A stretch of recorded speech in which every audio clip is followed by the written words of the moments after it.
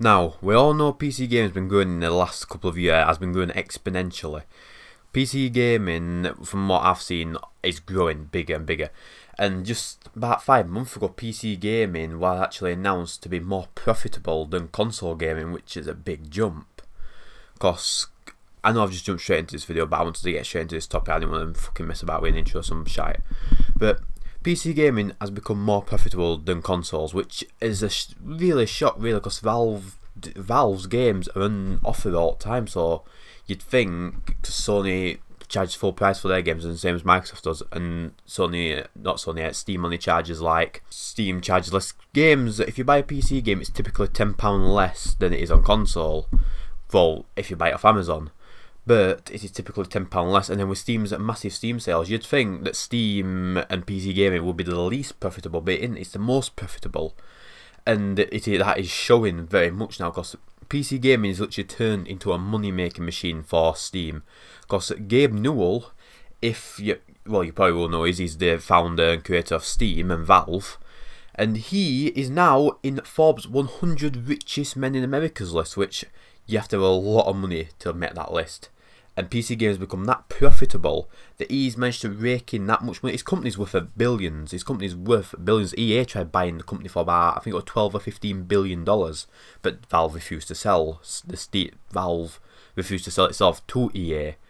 So I'm glad that didn't go through EA anyway, because EA is not the best of companies, so it would just make things a lot worse. But now, because PC games are becoming that profitable, Steam is raking it in at the moment, and this is just shown because Gabe Newell's net worth is now $5.5 billion according to Forbes.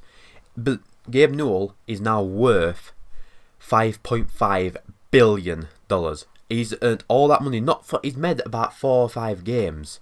So you can't say, oh, he's made all that money from making games. No, he's made a decent chunk of money from making games, but all that money has mainly come not from his own games, but from selling other people's games. The Steam service has become that popular that it's actually is able to sell that many games. Because come on, that proves how much money Valve must be making. Because if he can ever wage like that to be earning it to just within this, Steam's only been like milking it and making a shit ton of money in the last 5 years. Because Steam was popular, but nowhere near as popular as it is now.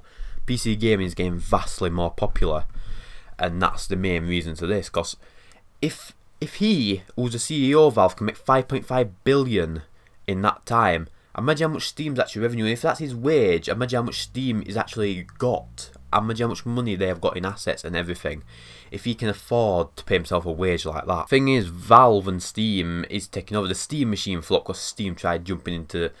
Steam's good. I like Steam, but it is so flawed in so many ways, and it pisses me off, Steam, sometimes, because their service, even though, sure, Steam's been able to make Gabe Newell, an ex-Microsoft employee, $5.5 billion, which is a lot. So Valve and Steam have managed to make a lot of money and got to be a massive corporate giant. And they are good, but one thing I do not like about Steam is mainly their policies, like you can't sell your account.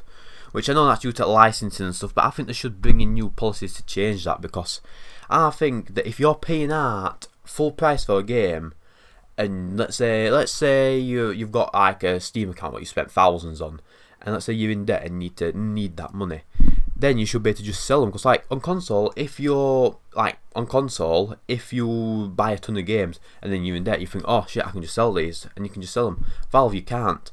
They don't just not allow you to sell them, but if you attempt to sell the account, they permanently ban you, and you're not allowed to make an account for another 3 months after that. They literally terminate your account, which I think is utter bullshit. I'd never attempt to sell my Steam account or anything, because it's not worth risk. It's not worth risk of getting banned and terminated by Valve. Because Valve they wouldn't hesitate, they will ban you. They went on a massive banning spree a while ago. They banned 40,000 accounts. So that was pretty shit. Some of the people did deserve it though, because some of them were hacking on CSGO, so that's understandable. But there's people who've been banned on Steam in the past for no reason, like it was just a glitch in Valve's VAC system. And Valve, for some reason, said they couldn't do aught about it. They knew these people hadn't done aught wrong, but it banned them anyway, and this Valve couldn't do aught about it. They said they could have probably couldn't be bothered. but we all know Steam's customer support hasn't been the best. It has improved though, but I'll make a separate video about that, about Steam's support now improving. But this proves our more popular PC gaming is getting. I think in the future PC gaming will end up overthrowing consoles as the primary platform, because PC gaming is growing that much, and now PC components, except for them people buying all the expensive graphics cards up due to Bitcoin mining, but the budget cards, people can still get other budget cards, and these budget cards are actually decent. Normally you used to pay out a fortune just to get some decent performance, but now you can get these cheap like 1050 Ti's and actually get good performance. You can buy a 1060 and do VR and everything. Look at Microsoft's new mixed reality that can run on a 1050. But I'm getting off topic here. Valve mainly, sure there's Origin and Uplay, which is relevant services, but I truthfully think in the future PC gaming will take over, because it's getting that big. People's realise it. I love console. I love my PS4. I love consoles, but as much as I hate to doubt it, PC gaming will overthrow it, I think, in the end.